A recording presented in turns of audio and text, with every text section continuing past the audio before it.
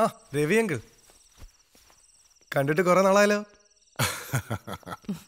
പിന്നെ തന്റെ ജോലിയൊക്കെ എങ്ങനെ പോകുന്നു? കുഴപ്പമില്ലാതെ പോണു.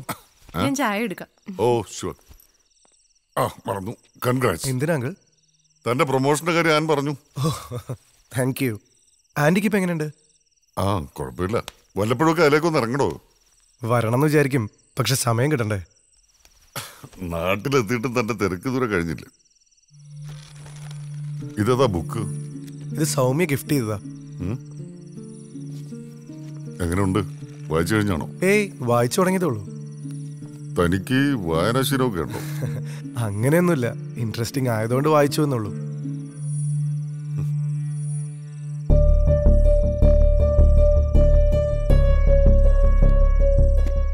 തനിക്ക് എത്ര ദിവസത്തെ ലീവുണ്ട്? ഒരാഴ്ച ഉണ്ടാവും. എനിക്ക് തന്നോട് കുറച്ച് സംസാരിക്കണമെന്നുണ്ട്.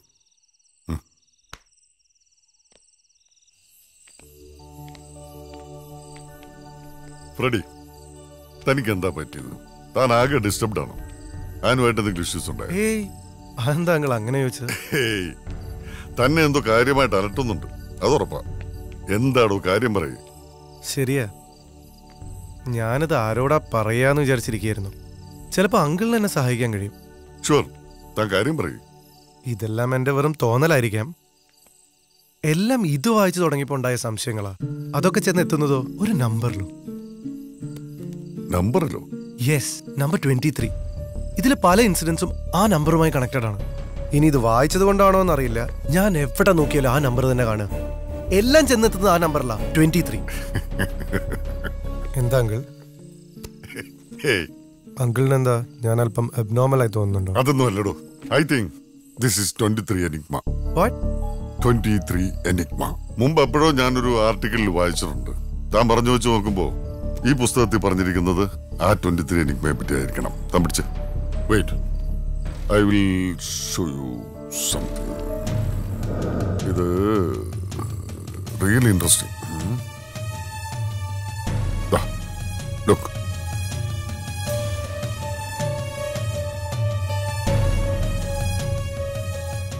ചിലർ അവരുടെ ജീവിതത്തിൽ നടക്കുന്ന എല്ലാ കാര്യങ്ങളും ചില നമ്പറുകളുമായിട്ട് ബന്ധപ്പെടുത്താൻ ശ്രമിക്കും.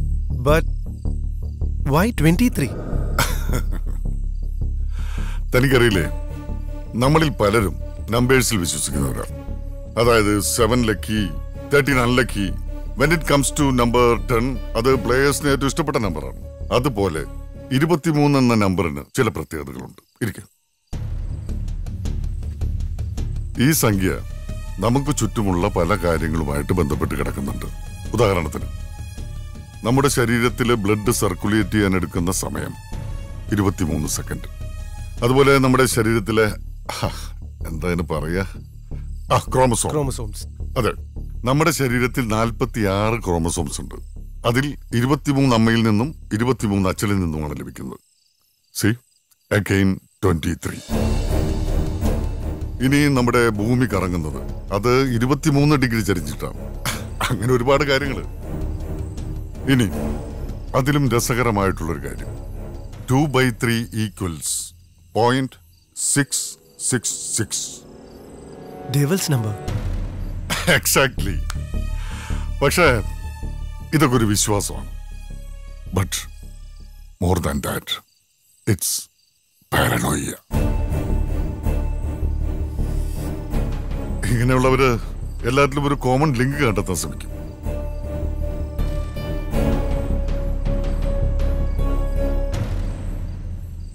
ഏയ്, നമ്മൾ ഈ പസിൽസ് കളിക്കാറില്ലേ, ആ ഒരു ലാഘവത്തോടി കണ്ടാ മതി. Come on man. With love, John Ryan. Noah. ഞാൻ അത്യാവശ്യം വായിക്കുന്ന ആളാണെങ്കിലും ഇങ്ങനെ ഒരാളെ പറ്റി ഇതുവരെ കേട്ടിട്ടില്ല. അങ്കിൾ ചായ.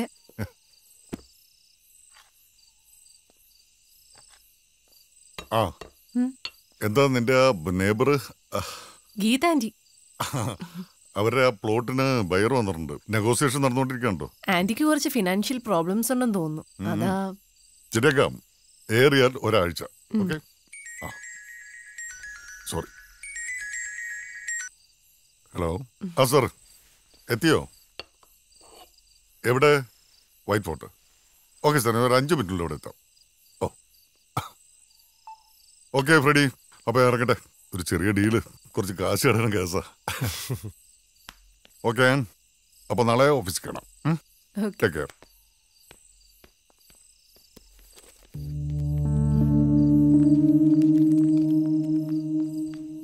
അങ്കിൾ ആ. എന്തായി, ഫ്രെഡിയോട് സംസാരിച്ചോ? അത് വെറൊരു പുസ്തകമല്ലേ. ആ പുസ്തകം വായിച്ചിരുന്നോടെ എല്ലാം അവസാനിച്ചിരിക്കും.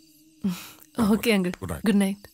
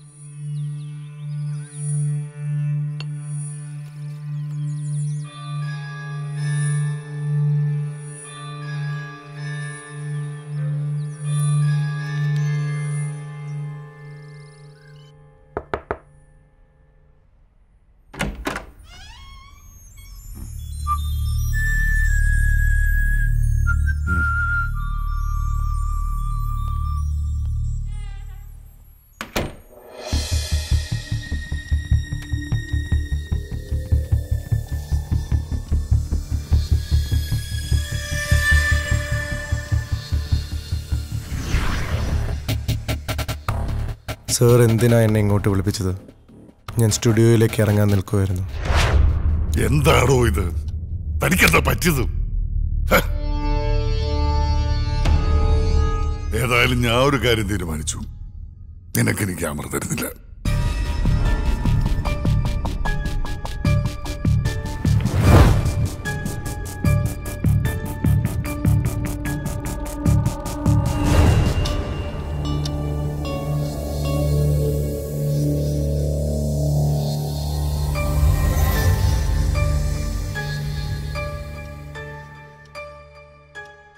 ഞാൻ പുതിയൊരു ഫോട്ടോഗ്രാഫറെ അപ്പോയിന്റ് ചെയ്യുന്നുണ്ട്. നിനക്ക് വേണമെങ്കിൽ അയാളെ അസിസ്റ്റ് ചെയ്യാം.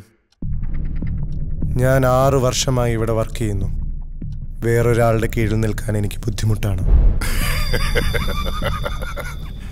ഈ ജോലി കൂടി ഇല്ലാതായാൽ പിന്നെ നീ എങ്ങനെ ലൂസിയെ ഫീസ് ചെയ്യും? അത് നിങ്ങൾ ബോധർ ചെയ്യണ്ട. നിന്റെ ഈ പിടിവാശിക്കാരൻ അവൾ അനുഭവിക്കാൻ പോകുന്നത്. You don't deserve her. തൻ്റെ സ്റ്റുഡിയോയിലെ ജോലി പ്രതീക്ഷിച്ചല്ല ഞാൻ ഈ ഫോട്ടോഗ്രാഫി എന്നും പറഞ്ഞിറങ്ങി തിരിച്ചത്. ഞാനും അവളും എങ്ങനെ ജീവിക്കുമെന്നോർത്ത് താൻ ടെൻഷൻ അടിക്കണ്ട. I will find a new job.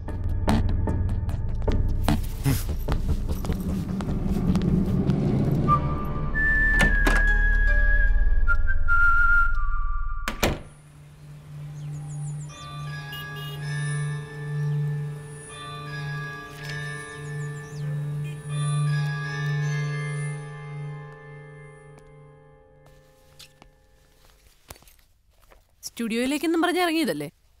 ഇത്ര പെട്ടെന്ന് വന്നോ? ആർക്കെ എന്നെ അയാളുടെ ഫ്ലാറ്റിലേക്ക് വിളിച്ചിരുന്നു. ഏതോരത്തിൻ്റെ അസിസ്റ്റൻ്റായി ഞാൻ വർക്ക് ചെയ്യണമെന്ന്. അത് ശരിയാവില്ല. ഞാനത് വേണ്ടെന്ന് വെച്ചു. എന്ത്? ആ ജോലി പോയി. നാളെ മുതൽ പുതിയ ജോലി അന്വേഷിച്ചു തുടങ്ങണം. ഇനി നമ്മുടെ മുന്നോട്ടുള്ള ജീവിതം? ഇതില്ലെങ്കിൽ വേറെ ജോലി കിട്ടാതിരിക്കില്ലല്ലോ. ഇനിയിപ്പോൾ കിട്ടിയില്ലെങ്കിൽ തന്നെ അയാളുടെ സ്റ്റുഡിയോയിൽ വർക്ക് ചെയ്യാൻ എനിക്ക് താല്പര്യമില്ല. അപ്പോ ആ ക്യാമറ? അത് എൻ്റെ അല്ലല്ലോ, അയാളുടെ അല്ലേ. എന്നാലും പെട്ടെന്ന് അങ്ങനെ ആർക്കയുടെ സ്റ്റുഡിയോ വിടണ്ടായിരുന്നു. നിനക്കെന്താ ഞാൻ അവിടെ തന്നെ വർക്ക് ചെയ്യണമെന്ന് അത്ര നിർബന്ധം?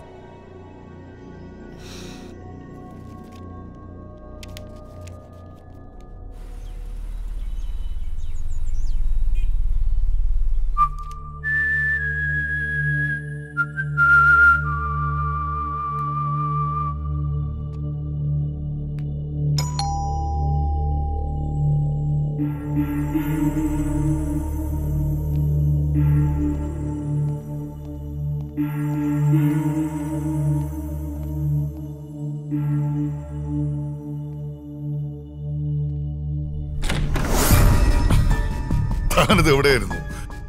ഞാൻ തന്നെ കാണാൻ വേണ്ടിട്ട് ഇറങ്ങിയതാ. പിന്നെ ഞങ്ങൾ വെറുതെ സംസാരിച്ചിരിക്കുകയായിരുന്നു. ശരി, ഞാൻ പോട്ടെ. സ്റ്റുഡിയോയില് കുറച്ച് വർക്കുണ്ട്.